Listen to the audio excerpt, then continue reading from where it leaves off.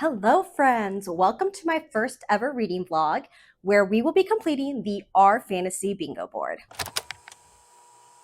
For those of you who are not familiar, Our Fantasy is a Reddit community that focuses on fantasy, sci-fi, and other speculative fiction. And every year they make a reading challenge, which is a bingo board. Each space has a prompt. You read a book to fill the prompt. Easy as that. But there are a few rules for this reading challenge.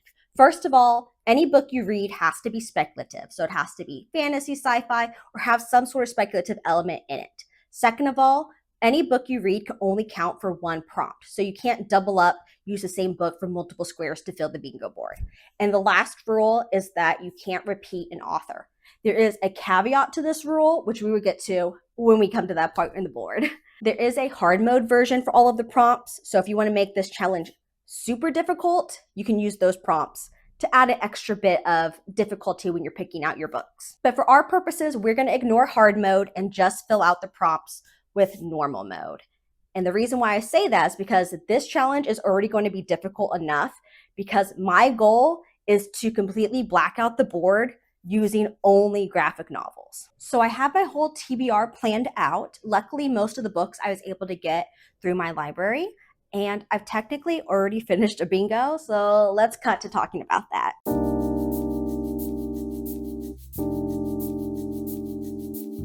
So for my first bingo, I decided to start at the bottom left and work my way up to the top right. So the very first prompt I did was cat squasher. A cat squasher is any book over 500 pages. And for this prompt, I decided to do Tomi by Junji Ito, which is, I think, 740 pages. So for the rest of the review, I proceed to pronounce it Tomi, but the correct pronunciation is Tomie. I realized that after the fact, so I'm sorry. Feel free to scream at me in the comments. So Tomi is a book about a young girl named Tomi. She is extremely beautiful, pretty arrogant, full of herself, and everyone who sees her becomes fixated on her, falls in love with her. And it leads them to this sense of madness that drives them to have this desire to kill. But in typical Junji Ito fashion, that's really not all there is to her.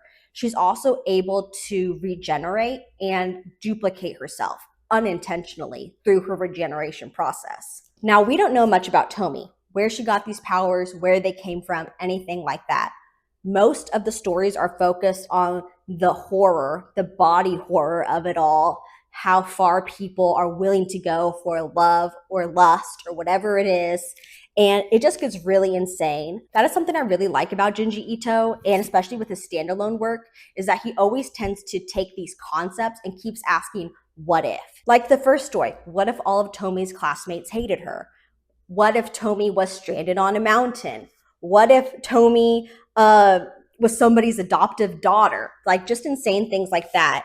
But because of the concept, it just gets really outlandish and weird and gross, and every single story adds its own special charm to it. This could definitely be read as like a short story collection because all of the Tomis, we don't really know which ones are connected, which ones are the same, due to the fact that she does regenerate and duplicate off multiple times throughout the book. In a way, though, I kind of like that. It adds a lot of mystery and intrigue, and overall, just a strange atmosphere to this story. You can definitely tell in some of the first chapters that this was Junji Ito's first attempt at manga, but the art gets progressively better as you go through. So I loved it. I gave it 5 stars. I think Junji Ito really shines in this one because he's so good at drawing beautiful women, but he's also really good at making things really, really gross and strange. So all of the body horror, it was just so good. So first book down for the bingo board, and it was a 5-star. I'm pretty happy with that. So moving up diagonally, the next prompt is non-human protagonist. And for this, I decided to read Sentient by Jeff Lemire. Sentient follows a crew of humans on board a ship heading towards a new Earth colony. On the way there, all the adults are killed, leaving the children alone with their AI, Valerie. Valerie is able to run the ship, teach the kids how to do the things that she can't, and is able to keep the mission going. And these kids start to rely on Valerie and see her as a mother figure. That's really all I want to say as far as plot goes, because anything more is going to be spoilers. And it's a pretty short graphic novel, so I definitely recommend picking it up if you're curious about the plot. So what I loved about this was definitely the art. The art was really gritty, textured, and I think really works for the sci-fi setting. What I didn't like as much was just the story pacing. It's a pretty generic sci-fi setting, plot setup, things like that. So nothing really surprised me.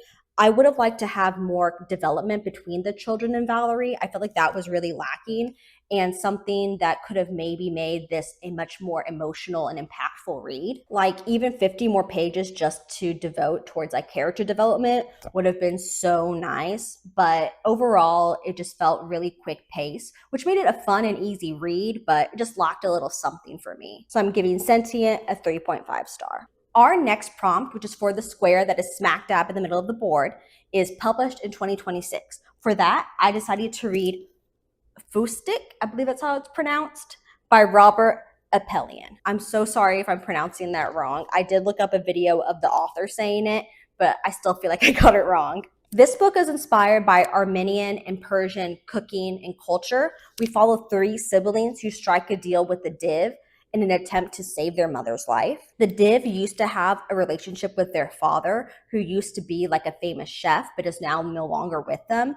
So the div comes back and wants to eat their father's cooking once again. The three siblings work together to try to recreate one of their father's dishes, but there's also magic and memory and history. For being such a short book, there's such dense world building and lore and family dynamics, just a lot to unpack. The art in this is super detailed, so beautiful. The use of color to like show different scenes is really, really fun. I'm definitely going to be looking out for this author in the future, and I hope that he makes more graphic novels because this was just super unique and I really liked it. So I gave it a 4-star. Our next prompt is short stories, and for this one, you need to read at least 5 short stories in order to complete the prompt. For this one, I decided to read Bad Dreams in the Night by Adam Ellis. There are a total of 11 stories in here, so it definitely fills the prompt. Now, it's hard to talk about this collection because I don't want to give spoilers, and the stories in here are so short, there's just like not a lot of meat to them already. So I'm going to try to avoid that by just talking about the collection as a whole. There's a wide variety of stories in here. I would definitely say that he was focused more on creating general senses of horror rather than any concise theme, which is totally fine. I think the thing that maybe really threw me for a loop was just how clean the art style was. Now, I'm pretty familiar with Adam Ellis. He's just so popular online. I've seen his comics before, and they're very cute, very clean, which I think can work for horror. And some of the stories really did work for me. Other ones, I don't know. I want them to be a little bit more gross and gritty. I feel like that would have helped set the mood and the atmosphere a lot more. As I was reading this, I did rate each individual story. One of them was like a 4.5. I think that was the very first story. It was about an alien and a videotape. And I found that it was really creative and weird, and I had a great time with it. There was a story in here, though, that I only rated 2 stars. I think it was the one about the podcaster.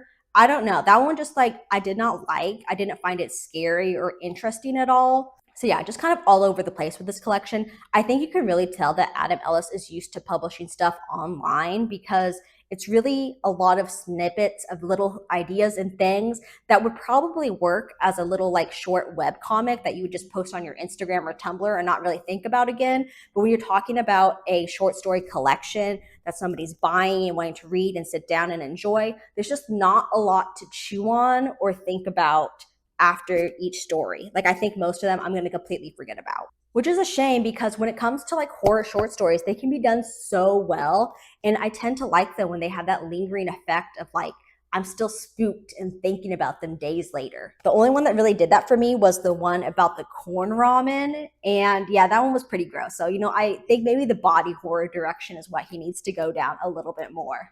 But yeah, I gave it a 3.5. There's some good stuff in here, but I don't know if I'm going to pick up another thing by him unless I see really good reviews for it. The last square we need in order to complete this bingo is unusual transportation. They did clarify that this prompt needs to be unusual transportation within that genre. So a spaceship in sci-fi, that's not unusual. It's pretty common for the genre. For this prompt, I ended up picking Baba Yaga's assistant by Marika Mikula. It's illustrated by E.M. Carroll, who is a graphic novelist I absolutely love. So I was super excited to get to this. The unusual transportation in this is Baba Yaga's weird bird house thing that carries her around as she torments the people in this town. We follow Masha, whose family is undergoing some changes. Her dad is just engaged, and the person he's engaged to has a daughter. So she's really struggling with this new family dynamic that she's being forced into, and she decides to run away and become Baba Yaga's assistant. In order to do that, she has to undergo different tests and trials, which all refer back to like the Baba Yaga lore, outwitting her, thinking on your feet, really twisting words to mean what you want them to mean. It was fun, it was quick, really heartwarming. Honestly, I think that it's the perfect length because anything longer I feel like would have really dragged. But this book came in, knew what it wanted to do, and said it. But yeah, if you like the art style at all, I definitely recommend picking this up. E.M. Carroll is just so good at making a really cutesy style work for something that's kind of spooky, a little weird. And if you want a good or witchy read, I think this would definitely fill that itch. The rating I ended up giving this was a 4. I feel like I might drop it down to a 3.5 just because there wasn't a whole lot here. And I think that for graphic novels, it's really easy to just read them and digest them. And sometimes I have to think about them for a longer period of time before I really solidify how I feel about it. Like, there's nothing wrong with this, but there's also nothing super special about this. So, yeah. So I will check back in with you once I've completed my next bingo and we can talk about 4 more books.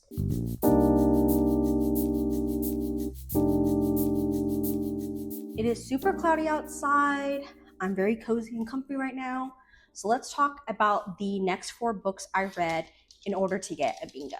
Actually, I lied. We didn't get a bingo because the book I had read for a POC author, I had looked more into like their background and stuff, and they don't identify as POC. So I reshuffled my board a little bit. Luckily, the book I read still works for a different prompt, and that is Witchcraft by Sol Otero. And the prompt I'm using this for is older protagonist, which is, according to the rules of protagonist, that's at least 50 years old. The witches in this story are hundreds of years old because the story starts in the 1700s and goes all the way up to modern day. So I think that it fits for this prompt. And I don't have a physical book to hold up for you because I did read this one digitally. And I kind of think that was a little bit of a hindrance. I normally don't have too much of an issue reading a digital copy from my library, but the formatting of this book was just not done very well or optimized super great for a smooth digital reading experience. And it's really hard for me to talk about this book without talking about the formatting and everything of it.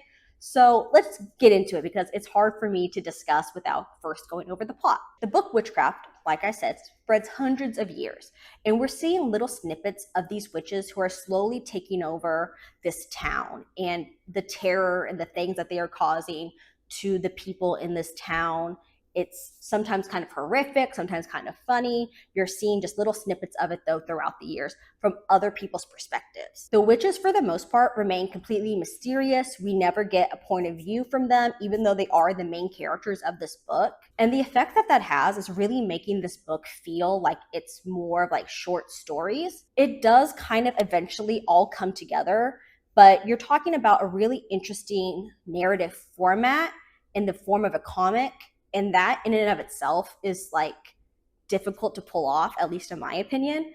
So add on top of that the fact that this comic is very interestingly illustrated. I'm not a huge fan of the illustration style. It's kind of giving like millennial corporate minimalism, and I'm just not a huge fan of that art style in general. It did grow on me more. However, I think what really drove this style down in the form of a comic was that all of the characters look like they have the same exact body. There's no variation in body shape or anything like that. So it makes every character from a silhouette perspective really blend together. You really have to pay attention to colors, faces, in order to make sure you're following which character is speaking or which character we're following and what's happening in a scene, which isn't necessarily a bad thing, but it does make it a little distracting and a little hard to get immersed in when there's not a very clear physical indicator on who is what character. And that may seem a little nitpicky, but especially when it comes to graphic novels, character design I think is sometimes really overlooked or kind of brushed to the side. I guess I just like a graphic novel that focuses a little bit more on the story and really using the graphic novel format in order to convey the story. And I feel like this one was much more focused on being a piece of art, which is totally fine and fair. Like, there's nothing wrong with that. It just wasn't the best reading experience, especially when you're already talking about you're playing with the narrative point of view within the story, that you also have a bunch of different styles of panels happening, a lot of different tricks being used. It just started to get really confusing. And there were some chapters I really just didn't like because each chapter we're following a different character, a different story. So it's hard to get connected to anybody. It's really like these little snippets, little like vignettes into the lives of the people who are affected by the switch. Some things start to overlap, and I do think that there are a few chapters that really stand out and really do super well. One of the chapters that I really liked was towards the end of the book. We're following a young girl whose life was greatly impacted by the witches. I thought that like narratively it worked really well. And I also think that's where the character design was the strongest with the style that she decided to go with for that chapter. But yeah, overall, I guess maybe it was just too experimental for me. I think that if you're someone who doesn't read a lot of graphic novels, this is not something that you would be able to just pick up and read very easily, which isn't necessarily a downside, I guess. It's just really not something that's for me. That being said, I ended up giving Witchcraft a 2.5 star. I think that there was real potential there. I really, really loved the story. I think the story on its own, I would give like a 4 star, but because of the art direction and style and how things were laid out and just presented to us as the viewer, I just found myself really disconnected and I was like having a bad time reading it. And this is a graphic novel that's only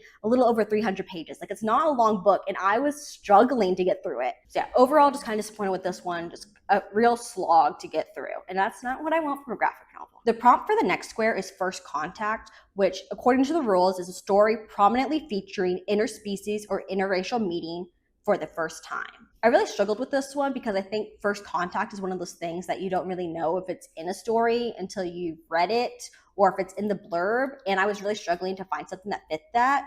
I ended up picking The Pale Queen by Ethan M. Aldridge. The Pale Queen follows the story of Agatha, who is a girl who lives in a small town in a valley, and she's lived there her whole life, really wants to go off and study astronomy because she's super interested in the stars and planets and telescopes, but she doesn't think she's going to have the opportunity to because her family is poor. She works as a tutor in her small town for one of the wealthy families, and her parents really rely on her to help with chores and things around the house. Early in the book, she meets the Pale Queen, or the Lady of the Hills, or just the Lady. She has a lot of different names, and she takes an interest in Agatha, and they start a friendship of sorts. The lady is kind of modeled after, I would say, like Faye. So she's obviously somewhat untrustworthy, and the deals that her and Agatha kind of strike, like the friendship and stuff that's going on, it's obviously kind of sinister. So there's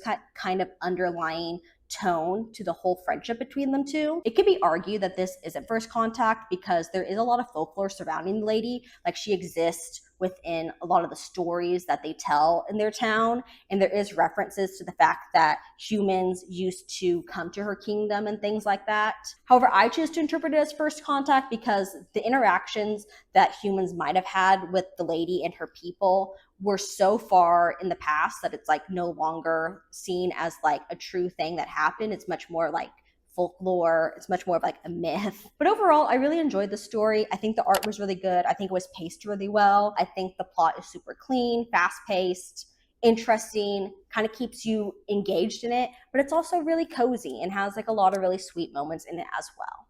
And I forgot to say it, but the final rating I ended up giving The Pale Queen was 4 stars. The next square I tackled was Game Changer.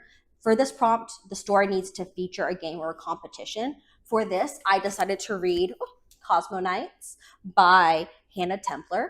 This is book one. I do think there are a few more volumes out physically. However, I think this started as a webcomic because when I looked on her website, it looked like you were able to read some chapters for free. In the story, we're following Pan and kind of going on an interplanetary journey with her. The main setup for the story is that there are planets and it's in the future, so the planets were able to travel in between them, and there's still royalty that exists on each planet. So each planet has like a king or a queen or whatever, and all the ladies of nobility, the way that they find their next husband is that there's a competition for them that the Cosmo Knights participate in. Cosmo Knights are like regular knights except sci-fi. I think that's the easiest way to put it. There's obviously more technology. They have like the ability to fly while they're fighting. And during these tournaments for the princesses, they fight and whoever wins gets the princess. Now, the Cosmo Knights work usually for a sponsor. So when they fight, they're ending up giving the princesses to another kingdom or whoever's paying them. So they're very much kind of like mercenaries for hire in a way. And the rules of the game are pretty lax. Like there's not a lot of things that you can or cannot do. So there's a lot of violence and stuff within these games that happen. And our main character, Pam, we learned this in the first chapter, that her best friend was actually a princess and she was supposed to be the prize for one of these tournaments. However, she ran away and Pan helped her. This obviously made Pan super unpopular. So when these two Cosmo Knights show up at her door, she obviously wants to tag along and go on their adventures because she finds out that they are actually women and they are actually part of a resistance. And that's like the first two chapters of this. I definitely want to check out more of the series. I think the world building is super well done. And I'm super excited to kind of see where the story goes and how it all plays out. I also love the characters in this. There's a lot of great lesbian rep in this, so it's really fun to be able to read about that. So yeah, hot lesbian nights in space. What more can you want? So I ended up giving this 4 stars. I really, really liked it. And for me, if I rate a book in a series 4 stars, that usually means that I need to check out the rest of it because I bet there's a 5-star in there somewhere. The last book I read was The Deep Dark by Lee Knox Ostertag. This was for the prompt trans or non-binary protagonist, and one of our leads, she's a trans girl, so definitely fills that prompt. The story follows Mags. She's a high school senior living in California, works part-time at a diner, and obviously has a lot of responsibilities within her family. Her abuelita is sick, helps take care of her, and there's this kind of looming sense that there's something more under the surface happening with Mags that we don't know about. Her childhood friend Nessa comes back into the picture. Nessa had moved away with her family years ago and they were like 10 years old and is now back wanting to rekindle the friendship between the two of them, but Mags is very standoffish for that. There's a lot of other elements going on in here. We obviously have talk about family, identity, what we owe to our family, what we owe to ourselves. I'm gonna put this book down because it's getting really heavy. I really liked our two main characters. I think that their friendship was super believable, and I think that it really captures like what it's like to rekindle a friendship with somebody that you used to know as a kid. And I loved the trans rep. I loved the lesbian rep. I think that that was really beautiful, really well done. Originally, I was thinking, oh, this is a 5-star read, but I ended up giving it a 4.5. There was just a little something missing from it for me. I don't want to give too much more away as far as the story goes because I think part of the enjoyment of reading it is starting to unravel some of those mysteries and seeing where the friendship was, where it's going, things like that. But ultimately, I think maybe why I didn't give it 5 stars was because the kind of reveal and kind of the conclusion of some of the conflicts just kind of felt rushed or kind of like, why didn't we think about this beforehand? I feel like there was just a lot of characters being, oh, this is the way things are, so we got to accept it, which I think is realistic, but not necessarily what I like to read. I don't know. I just really like it when books actually address the conflict and look at it from multiple angles and why is this a conflict, when in this book, I feel like it was just, this is what it is. Sorry, guys, we can't fix it. Oh, yeah. Huge fan of Ostertag's work. I think that they have a great sense of how to pace a novel. Their art style is very good. I've read some of their stuff before. Highly recommend. So that's where we are with our bingo board. I'm going to check in with you after I read 3 more books. I kind of feel like 4 books is maybe a little too much, and I think I'm at the point where my board's kind of filled out. So I think I should hit 3 to hit a bingo, but we shall see.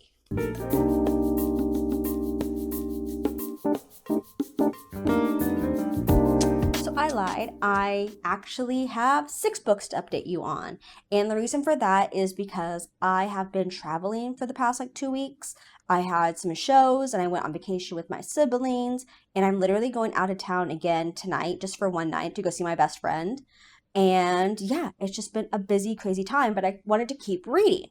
And my genius brain was like, okay, I can read and I can vlog while I'm in the car, guys. This is so smart.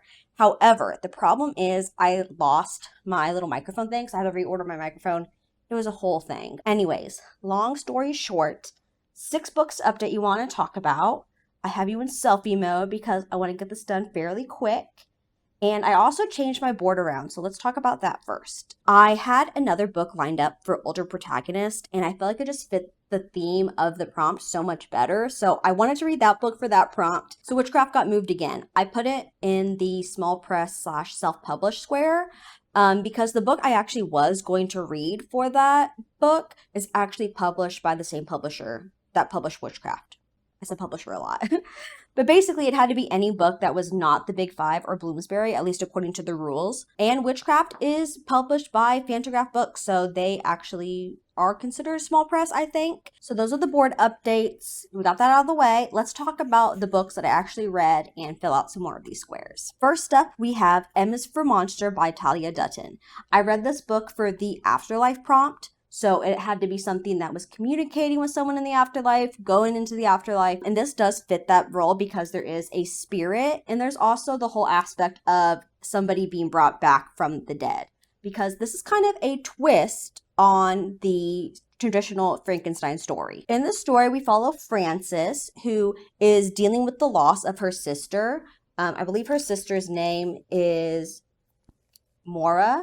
And basically, she takes Maura's body, puts it all back together, and tries to bring her back to life. However, Maura's spirit has already kind of moved on to the afterlife. So instead, the person that comes out is named M, and they're trying to find their own identity outside of the expectation of fulfilling the role of Frances's sister. It's really good. There's some good sapphic rep, and I really enjoyed it. I think it's a very concise story. I love the themes of it. I love the story of sisterhood, of self-discovery, and all of that. And I think the art was really beautiful. Like, it really fit the story. It was really refreshing to read. I've read like a lot of different adaptations of Frankenstein, including the original Frankenstein, and I've seen different adaptations of Frankenstein. And I feel like this was just such a unique twist on it that was just not only wholesome, but also taking the ideas and really giving them the grace that I think they deserve. I really enjoyed it. I think M is a great character, and I gave it 5 stars. I would love to own this one, so I probably will be on the lookout for that. The next book I read is The Well by Jake Wyatt. I read this book for the vacation spot prompt. The vacation prompt square is supposed to be a place you would like to visit, so it's really subjective. I chose The Well because I saw like in the premise that it took place on an island, and I love island life. And there's like a bunch of small islands all gathered together, and I'm like, oh my gosh, I would love to visit some place like that. I will say, the story is a little bit more like dystopian. There's like some bad things going on around these islands. However, I think I would still like to visit, even if it was like all gloomy and dark, like it was at the beginning of the book. Yeah, I'd still want to visit. I'm currently stuck in Middle America, and the humidity is crazy right now. We just entered June, so it's been like bad. And seeing like the ocean and any type of like island, like small town village vibes that this has, I think that would cure me right now. Setting aside, the story actually follows a young girl named Lizzie who is from one of these islands. Her parents and her grandma have both passed away because they were protecting the island from this external threat.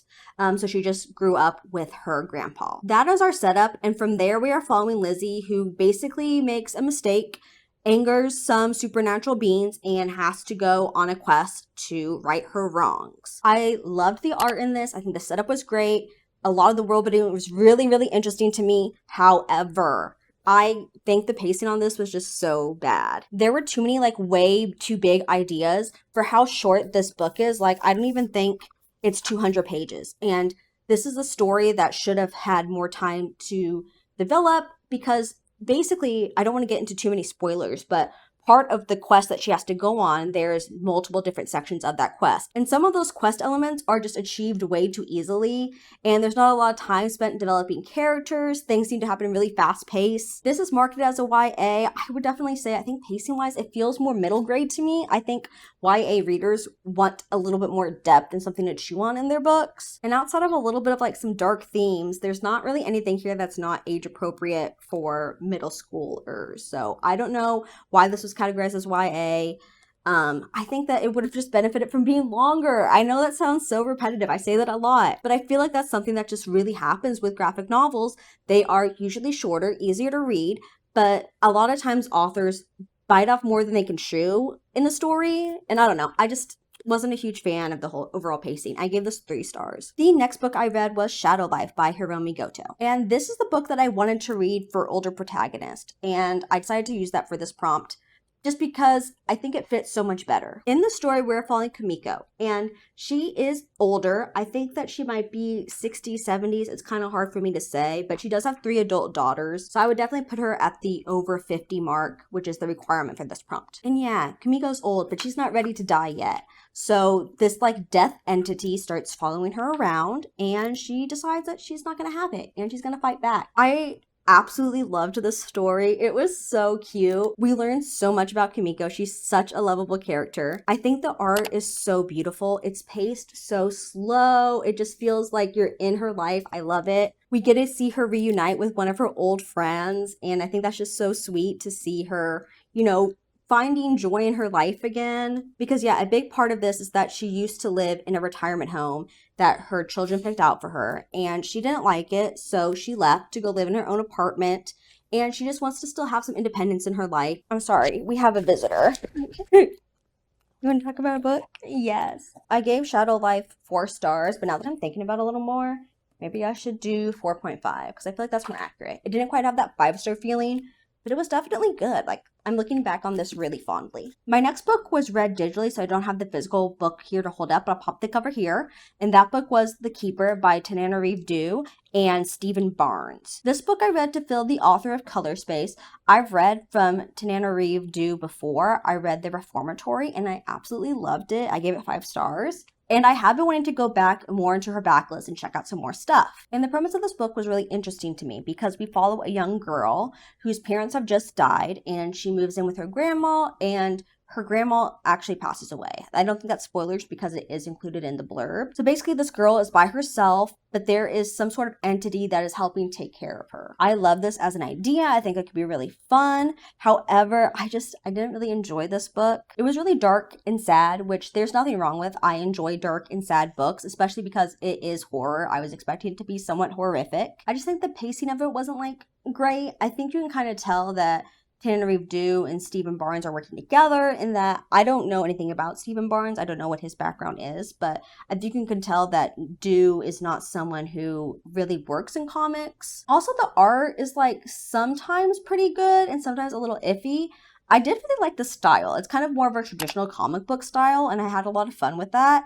And for the setup of it being a horror in this like little girl's mind, I think was pretty good. But yeah, something about this just didn't work for me. I mean, it's a really short book, but it took me forever to get through it, which is like really weird. Normally I can sit down and finish a graphic novel in like one sitting, and this one I had to take a couple. But maybe it was just like the subject matter because it was really heavy and stuff. And I'm gonna be honest, that's really all I remember about it, but I gave it 2.5 stars. I still want to check out more stuff by Tananarive Due because I think that she has a lot of interesting books that at least look interesting to me. I think it just proves that sometimes you can be a really good writer in certain areas, but that doesn't always communicate over into comics, which, I think a lot of people forget that like comic writing is a very specific art and skill. Up next, we have A Song for You and I by Kay O'Neill. This also has a really reflective cover, so I will put it down. This one I read for the prompt, Explorers and Rangers, and it literally fits perfectly because it's about a ranger. We follow a young ranger named Rowan who's still like learning how to be a ranger. I guess it's like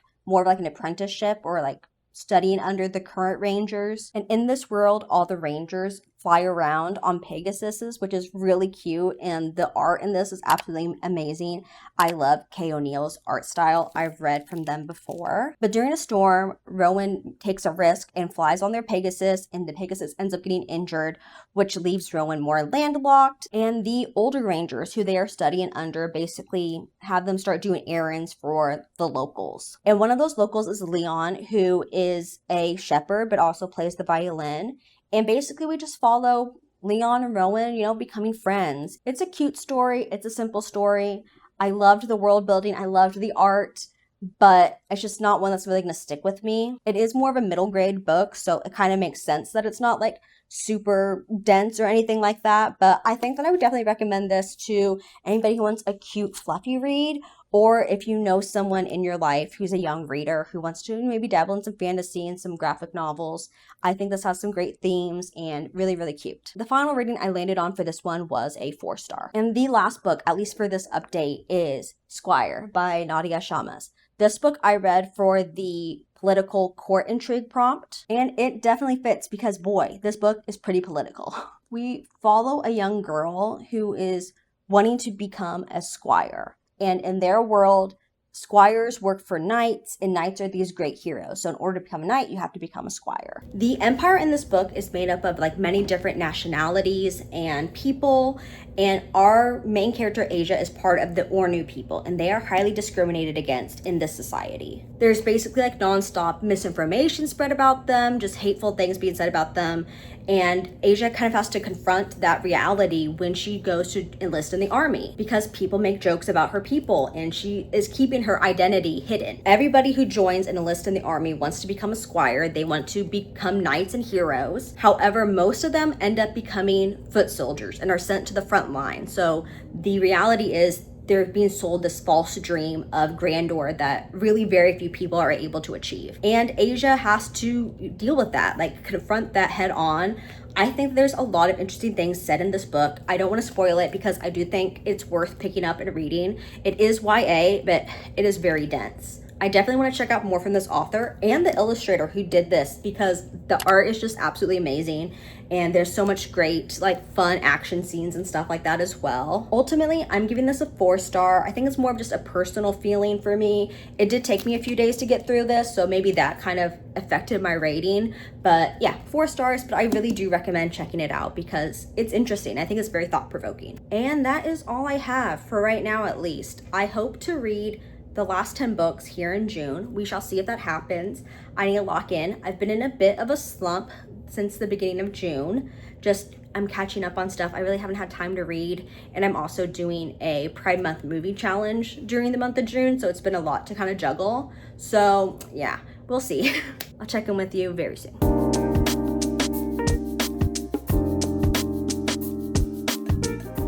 I'm not gonna lie, reading nothing but graphic novels is kind of putting me into a bit of a reading slump. So I've been powering through. I finally got through 3 more books and completed another bingo, but it's taken me a lot longer than I thought it was just because I don't want to read graphic novels. I don't know, my brain. For the Square Translated, I've read The Drifting Classroom by Kazuo Umezu. This is the Perfect Edition Volume 1, and I feel like in the online horror manga space, a lot of people kind of say Drifting Classroom is overrated, but I really liked it. I found it really fun. In the story, we're following an elementary school that just completely vanishes one day, taking all of the teachers, all of the students that were in it, they just vanish along with it. And most of the book is kind of focused on the mystery of trying to figure out why did we disappear, what's going on, and also really confronting the idea of what happens when a school is completely isolated from the rest of the world. It gets very Lords of the Fly-ish with some of the kids, starting to try to do their own rebellion and stuff. Some of the teachers go crazy. Honestly, most of the adults do more insane things than the kids, which is saying a lot because they're supposed to be the ones in charge. I think this book has a lot to say. I think the art was really good. I enjoyed it. I literally read this in one sitting. I was really putting it off because I wasn't sure, but I actually really enjoyed it, and I'm excited to check out the rest of the series. My final rating for this was 4 stars. It didn't completely blow me away, but I could totally see as the story progresses, further books in the series being a 5-star. Then I needed to tackle the middle grade square, and for that, I read Thornhill by Pam Smee. This is kind of a ghost story. I would say it's barely speculative, but it definitely has like ghosts and stuff in it. And this book is interesting because we are actually going between the past and the present, and each one is told in a different visual format. So in the past, we are getting diary entries from a girl who lives in Thornhill, which is a home for orphans. And she faces a lot of bullying. She doesn't speak, but she does write. So we're reading her diary entries. There's no visuals to go along with it. But interspersed between the diary entries, we are jumping back into the present day. And that is told through a visual format with absolutely no dialogue whatsoever. So we're following a girl who's trying to kind of uncover the mystery of what happened in Thornhill. And normally I am not someone who likes large chunks of text within my graphic novels. I feel like it really breaks up the pacing of reading a graphic novel, and I have literally given graphic novels a low rating just because their dialogue boxes are way too big, because I feel like it's just so exposition heavy when it's supposed to be a visual format. However, in Thornhill's case, I think it really worked by having the two different styles of storytelling, the graphic novel side and then the diary entry side.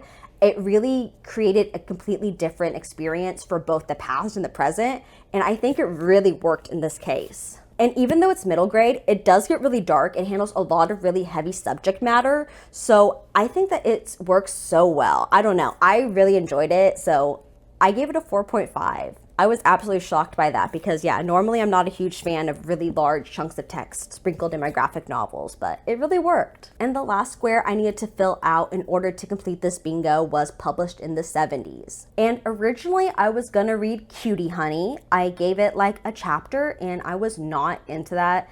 I DNF'd it. It was just so vile with how it was sexualizing our main character. And I know that it's a manga published from the 70s. It just felt really gross to me, and I wasn't sure if there was going to be a reason for it or if it was just written that way, but I wasn't enjoying it. And I'm not even a prude. Like, I'm totally fine with there being like sex and sexualization within books, especially if it has a narrative purpose. But in this case, it just felt weird. And I also was not a fan of the art and how it was drawn. Like, our main character was drawn beautifully and everybody else looked kind of like a racist caricature.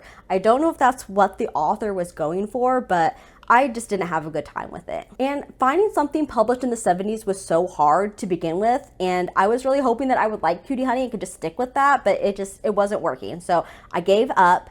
I considered maybe using this as my substitution square, but I don't know, I really wanted to block this out using the prompts that are on the board. So I did a lot of research, and a lot of people were recommending for like comics that were published in the 70s and 80s, Mobius. So I picked up a Mobius short story collection. The one that I chose was the volume 4 that features The Long Tomorrow. And it was just a collection of his short stories because he was publishing in print media back in the day. He's a French artist, and a lot of his work really inspired sci-fi as we know it today, such as like Blade Runner and such. And The Long Tomorrow was published in the 70s originally, even though the collection that I was reading was collected together and published in the 80s. And like any short story collection, there were some hits and there were some misses. I wasn't a huge fan of like the more comedic ones, but the ones that were more serious and a little bit more creepy or weird or kind of absurdist, I actually really enjoyed. And I can totally see why his artwork was so influential in shaping sci-fi as a visual genre that we know it today. And I am glad that I checked it out. I did give the collection as a whole a 3.5. I felt like some of the stories that were weak were really weak, but some of the ones that were good were really good. I do think that The Long Tomorrow, which like the title story of this collection, was the strongest out of all of them. So if you are interested, I would say just read that one because a lot of the other ones are kind of eh. But yeah, that's all the updates I have. This project is taking so much longer than I thought, but I'm gonna get it done. I only have 7 books left, so let's pray I can power through and get those done a little bit faster because last month I was not in the mood for graphic novels.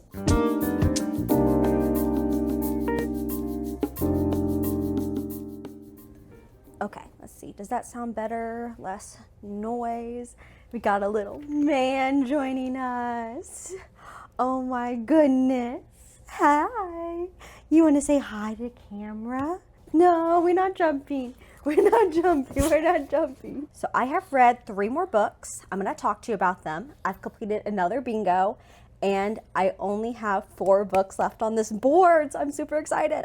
We're almost there. So I'm gonna start by talking about the book that I chose to read for the Judge a Book by its title square, and I chose to read She Eats the Night. This is by Marjorie M. Liu, and it is #1 in the Night Eaters series. This book follows these 2 adult twins, and their parents are in town staying with them. They have a house there. It's kind of, the living situation is not really clear, but it's kind of clear that the parents don't live there full time, but it is their house and they're taking care of their kids. It's also in the middle of the COVID pandemic, so people are wearing masks, things like that. I will say the setting really doesn't have much to do with the plot. Maybe it does in further books down the line, but for this book here, most of the conflict comes from the fact that their mom is really angry at them a lot, has very high expectations for them, and they think that they're running a successful restaurant and that's gonna make her proud, but that's not what's making her proud, and she wants them to take care of a garden, she's really into gardening,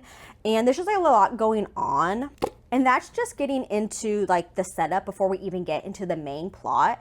Our main plot follows them going across the street. There's an old abandoned house there. It's been abandoned since there was a murder that took place there, and it's unable to be sold. Nobody wants to live there. There's all these creepy dolls in it, and it's really overgrown and stuff. And the mom decides, oh, I want to go over there, have my kids help me, and we're gonna fix this place up. And from there, it does get pretty horrific, some scary stuff starts to happen, but it really is the last third of the book. So I would say that that's barely even a part of it. We're also jumping back in time to kind of see how their mom and dad met, because they met in Hong Kong, then they moved to Hawaii. I think that's where it kind of fell apart for me, was that there was a lot of setup, a lot of different things happening in this book, and it just felt really, really congested. Some of the pacing was a little weird. The art at times seemed really redundant. Some of it looked really fluid and really cool. I'm not saying that. Very sketchy, painterly.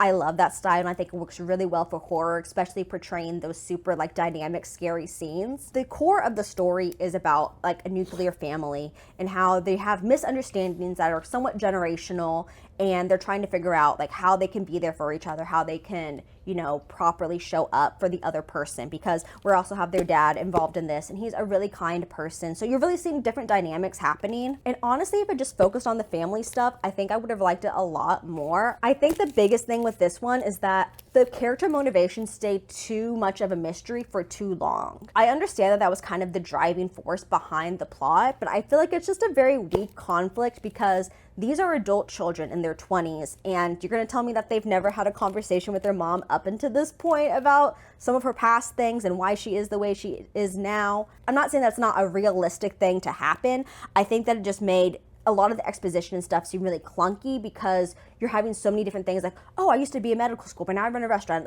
All these different things happening. We're giving so much past to where it just felt congested, and I don't know. I feel we should have had the story take place earlier on in the kids' lives, when they were teenagers. I feel it would have made more sense and been a lot less exposition that we had to learn secondhand, which is the shame that I kind of feel that way, because I love the concept. I just think that the mystery of it all was a little bit too vague, and I found myself not really invested in it. I don't know. That's just my opinion. I am not going to be continuing on in the series. I'm giving it 3 stars, and I will return it to the library. But I would actually still probably recommend it, because I think that for a lot of people, they're going to really like some of the horror stuff happening in here. And I also think the family stuff is strong. I'm not trying to be, I think it's just my personal taste of, I think that a story could be a lot cleaner, especially when it's this tiny. I know it's the first book in the series, but I don't know. The next square that I needed to fill out was the R Fantasy book club / read-along square. And basically it had to be a book that was read in one of their book clubs or during a read-along. They have a whole database that has all of the different books that have been chosen in the book club in the past. So I scoured through that, but it was really hard to find any graphic novels, and finding graphic novels that I hadn't already read. I would have done a reread, but technically that is against the rules, and since I am trying to fill this out according to the rules, I was eliminating all rereads. So I ended up picking up Thirsty Mermaids by Kat Lee. I was really hesitant going into this book because it's a very simple premise. Basically, we have 3 mermaids, one of them's a sea witch and the other 2 are part of her pod, and they love drinking. So they decide, hey, we're gonna go to the surface to get some more alcohol. They're not thinking it through, they're drunk at the time. They make a spell to transform into humans, And then once they get on land, they have a great time, but realize that they're trapped on land and they can't undo the spell to become mermaids and go back to the ocean. So ultimately, the sea witch character, she's trying to learn and undo the spell, so she's diving deep into like mermaid culture to kind of find out how do we fix this? While her two friends, they are getting jobs and trying to help sustain their lifestyle. There is a human who is helping them out, obviously, because there's no way that three mermaids who don't like to wear clothes and have no money would be able to survive without some sort of like human friend helping them along. It was a really fun time. I enjoyed it a lot more than I thought I was. I'm giving this a 4.5 stars. If you're someone who likes stories about female friendship and, you know, just something that's a little more fun and lighthearted, I think that this is definitely up your alley. It really felt like watching an animated movie. I'm really glad I read it and that I liked it. I don't know why I thought that I wasn't going to like it. I think partially because I just don't read a lot of humorous stuff. It's not really the type of like writing that I tend to go towards. It's something that's kind of funny. But I would say that this is like funny in a way that's like very, I don't know. It also has like a story to it still. It's not just trying to be funny. It's more like the situations that the characters find themselves in are naturally comedic. And I think that that really works. And I really hope that Kat Lee continues to write more adult novels because I think that it helps her humor and her storytelling shine even more when she's not limited. Like her YA stuff is good, but like this I think might be my favorite from her. The last book I have for this update is the book I read for the Feast Your Eyes on This. And that prompt square is supposed to be food centric. So food, meals, things like that play an important part into the plot. And for this, I decided to read Squad by Maggie Takuda Hall. This book follows a girl who's new to town and she falls in line with this squad of 3 girls who are very popular and seem to have like the perfect lives. And it's revealed pretty early on that the reason why their lives are so perfect is because they are werewolves. So every full moon, they have to find a victim to eat. So yeah, I would say that the meal is a pretty significant part of the plot. It's definitely something that's bonding all of them and keeping them all together. Our main character ends up becoming a werewolf and helping them. They do have like a code of ethics that they're supposed to follow. Like their targets are generally boys and they're usually targeting boys who are kind of, you know, sketchy. Let's just say that. I would say there's definitely some scenes in here that might be triggering to people who are very like triggered by like SA. So be very aware of that going in. It's also queer. So our main girl is a lesbian. So she's kind of hiding parts of her identity and really trying to fit in with these girls, changing who she is as a person by she's going on dates with guys for when they go to like prom. She's dressing the way that they want her to dress. And she's doing all these things to really fit into the squad and fit into the group of girls because she sees them as like the first time she's ever had the opportunity to actually have friends. We don't get a ton of information at her past, but it is kind of hinted at that she's like maybe bullied in the past, that she went to an all-girls school and was kind of outed for being gay because she had a crush on one of the girls. But really we don't get into that too much because it's much more focused on her present situation and really just navigating like this really toxic friend group. It kind of reminds me of like Heathers and Mean Girls, but like with werewolves. I will be honest, like halfway through, I really thought this was going to be a 5-star book for me, but I feel like the ending kind of just fell off a little bit. I don't want to get into too many spoilers, but it does feel really rushed.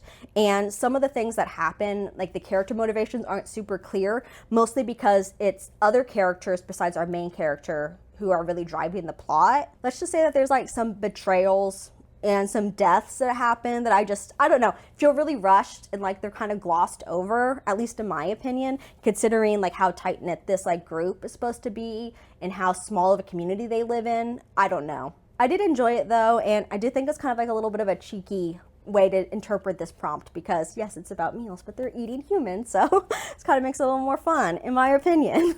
Those are the 3 books I read. And that means that I only have 4 more books to go until I'm completely done with this bingo. So the next time you see me, I'm going to be checking in and talking about those 4 books. One of the books, or 2 of the book prompts are for the duology. So technically it's going to be 2 parts, but they're the same story. So I feel like kind of combining those is going to be fine. But yeah, I'll see you guys in hopefully a few days. I actually got these done pretty quick. So I'm locking in. I'm locking in so hard right now. Okay, so I finally finished out my Our Fantasy Bingo board. So here are the 4 final books I read in order to finish out the remaining prompts. First, I'm going to talk about the duology part 1 and part 2 squares. For those squares, you are allowed to read a duology by the same author, so it's like the one square where you're allowed to repeat an author. And it is really difficult to find a graphic novel series that only has 2 books. I had to scour the internet quite a bit in order to find something that matched this criteria, and I ended up picking out Dementia 21 by Shintaro Kago. Dementia 21, at least the English release, has volume 1, volume 2. I do think the original Japanese release had multiple other volumes, but for the sake of this challenge, I'm counting it. In this story, we follow a young healthcare worker who works with the elderly. She does home health care and is basically going to different residences to help out the elderly people who live there. Things obviously take a more sci-fi weird turn because there's a lot of strange people she encounters and just strange cases that she has to kind of deal with, mostly because the boss that is running the healthcare organization that she's a part of really has it out for her and keeps sending her to like the worst cases that they have. And when I say weird, like I mean weird. So one of the cases that she has to go help with is this elderly man who is actually like this giant Gundam style hero. She has to like use like trucks and stuff to bring him his medicine and his soup, and there's other giant monsters that he used to fight with that he meets up with. Like it gets kind of strange. And there's another case where there's an old lady who is starting to get dementia and losing her memory, but she also has psychic abilities, so it leads to anything that she's not remembering is instantly zapped from existence because her psychic powers are just that powerful. Each story is really loosely connected, but it's more episodic. Like our main character, she is kind of the connecting link between every single story. And there are some that kind of flow into the other, but for the most part, it's just kind of random episodic stories. And I will be honest, the first volume, I didn't have a great time. I felt like it really dragged. Like it's not the most engaging format to read, like episodic little stories like that are just kind of strange, just don't really hit for me. I think other readers might enjoy that more, but for me, I do like to have some narrative cohesion. I did enjoy some of the concepts, like the author really had some fun, wacky ideas that I think explored more in depth and taken more seriously would have been a lot better, but this is definitely trying to be a comedic series. And it's not necessarily a bad thing, it just doesn't really align with my personal taste, so I gave the first volume 2 stars, but I was willing to try the second one just to kind of see, I think the ideas were interesting. Like I wanted to keep reading and kind of just seeing where things went. And I was really curious to see if at any point we actually get like a storyline, and we do. It's just really bad. The second volume opens the same way. We have our healthcare worker. She's going to different places, dealing with things. But there was a lot more scenes and strange things happening that just made me uncomfortable and kind of made me realize that a lot of these stories are kind of just the author's thinly veiled like fetishes. And I don't want to get too much into it because it does get really uncomfortable, and not like in a fun, oh, this is creepy, a little bit weird kind of way. In a, so this is the author's like thing. The author's into this. I don't know. I don't know how else to like explain some of the concepts. There's like a whole zombie apocalypse thing that happens, but it's with diapers, and it's just kind of weird. And then there was also an episode with, there was a chapter with Santa Claus, and he is starting to have dementia and forgetting things, and he does some like really like out there stuff that just makes me uncomfortable, and I don't really like reading. It just felt like stuff that was like thrown in there that was really unnecessary to the plot, because some of these stories would have been fine if you had taken out certain elements. Some of them on their own, though, the concepts were just weird. And I really noticed it in volume 2. I feel like volume 1 was a lot more tame as far as that stuff goes. I feel like volume 1 also focused more on like horrific things, whereas volume 2 went balls to the walls and just went, okay, let's be crazy, funny, and weird. And I don't know, it got more and more absurd. And then the ending, I think it was like the last 3 chapters kind of are tying this up. And up to this point, I do think like the treatment of like older people was somewhat mean-spirited, but also in a way that was kind of a critique on like how we as a society don't value older people anymore and how they aren't seen as useful to society and are kind of forgotten and treated badly, how sometimes they're thrown into bad situations and they can often be victims of like bad neglect by their family and by the healthcare system. And I think that on its own is an interesting concept. However, by the end, I was starting to feel like it wasn't really a critique of these things, but rather almost an endorsement, because there's a whole plot line with our main character. She gets recruited by this organization that's trying to reduce the population and basically do eugenics and like kill older people. And it gets weird and it's supposed to be funny and I just didn't find it funny. And yeah, just like a really bad ending. There were a few good chapters that I think were actually scary or at least kind of interesting or that were genuinely funny. So it's just such a mixed bag. Overall, the series is kind of just like a meandering like 1.5 star, especially volume 2. Volume 1 is maybe like a 2 star, but it's just something that I don't know, I'm gonna keep thinking about because it was so strange. Moving on, the next square I decided to tackle was the murder mystery square. And for that one, I decided to read Loving Ohio, and this is by Matthew Ehrman. The plot of the story was really interesting to me. It takes place in Loving, which is a fictional town within Ohio. Our main character is Salone, and one of her friends actually committed suicide, and we find that out at the very beginning of the book, so it's not really a spoiler. But we're basically following her and her friend group as they're trying to process this. But also the town is like having a lot of strange things happening that are implied to be linked to the cult that is starting to like gain more and more power within their small town. So we've got like missing teenagers that are kind of assumed to be murdered. There's fires happening and there's some creepy imagery and art happening in here. However, I will say that this was just not a very well constructed book. Honestly, I think it might be the characters. Besides our main character, she has like 3 other friends who are also following her around throughout the book. There's, cult people, there's their parents, and there's just like a lot of different things happening with characters that it really doesn't allow any of them to be fully fleshed out or to have like real character arcs or motivations. I also found a lot of the dialogue to be so strangely written. Like it just didn't feel like how normal people would talk to each other, and honestly felt like it was supposed to be unsettling, but in the context of the book, it didn't make sense. Why are we having this weird, unsettling, strange conversation when these people are supposed to be like best friends? And I just didn't find like the ending very satisfying. I wasn't super invested in the plot line. The fact that like all of these horrific things are happening in town and nobody seems to be taking it seriously. I understand that it's supposed to be because the cult is controlling the town and not allowing like these horrific things to be fully investigated, but we also see in the town that there are people who are not part of the cult, and none of them like really get addressed as far as like why they aren't doing something about it. And I think there is a way that you can make something like this work. However, this is just too steeped in reality in order for that to be possible. I think if you were going to go the route that this book went, you do have to lean more into like some of the like weird obscureness of it all. And I just don't think that this book was able to pull it off, mostly because, like I said, the dialogue wasn't very good. It felt really unnatural and stiff.